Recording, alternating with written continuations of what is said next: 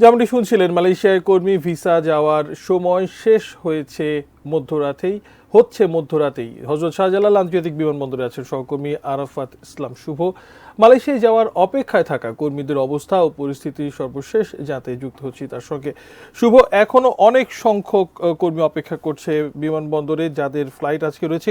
4টি ফ্লাইট রাজপথ পর্যন্ত যাওয়ার কথা, কখন কখন ছেড়ে যাবে সেই ফ্লাইটগুলো? যারা যেতে পারছেন তাদের অনুভূতি কি? 30,000 কর্মী যেতে পারছেন না ভিসা থাকা সত্ত্বেও, তাদের কারোর সাথে আপনার কথা হয়েছে কিনা? ধন্যবাদ আপনাকে। যেমনটি বলছেন, আজ মধ্যরাতের পর থেকে কিন্তু মালয়েশিয়ার শ্রমবাজার বন্ধ হয়ে যাচ্ছে। সেক্ষেত্রে কিন্তু শেষ মুহূর্তে এসে বাংলাদেশ থেকে যারা ভিসা পেয়েছিলেন সেই সকল শ্রমিক যারা রয়েছেন তারা কিন্তু বিপাকে পড়েছেন।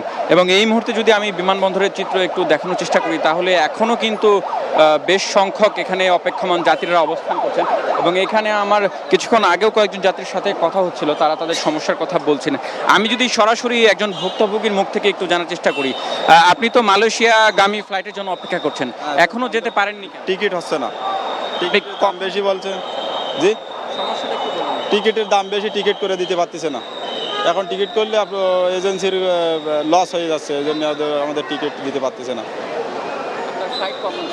29 তারিখের কথা বলে নিয়ে আসছে বাসার থেকে।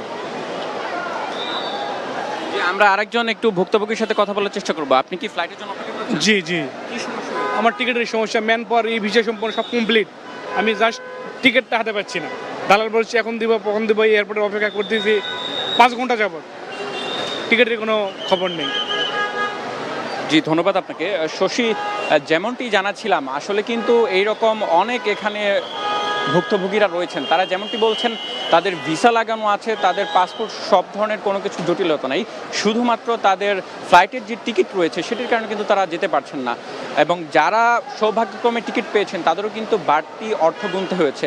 বিশেষ করে ওয়ান ওয়ে যে ফ্লাইটের যেটি টিকিট 30,000 টাকা, সেটি কিন্তু অনেকাংশে 80,000 থেকে শুরু করে 1 লাখ, এমনকি 1.5 লাখ টাকা পর্যন্ত কিন্তু দালালরা তাদের কাছ থেকে নিচ্ছেন বলে তারা অভিযোগ করছেন। এবং এখনও যারা অপেক্ষায় আছেন তারা তাদের এজেন্সির সাথে কথা বলছেন, তারা তাদেরকে অপেক্ষায় রাখছেন যে কিছুক্ষণের মধ্যেই তারা টিকিট ব্যবস্থা করে দিবেন, কিন্তু আদৌ কিন্তু তারা টিকিটের ব্যবস্থা করতে পারছেন না, যার ফলে কিন্তু তাদের মালয়েশিয়াগামী যে ফ্লাইট সেটি কিন্তু প্রায় অনিশ্চিত হয়ে পড়েছে। সব মিলে এখন পর্যন্ত এই ছিল আমার কাছে শাহজালাল আন্তর্জাতিক বিমানবন্দর থেকে মালয়েশিয়াগামী ফ্লাইটের যে সকল যাত্রী তাদের সর্বশেষ অবস্থা।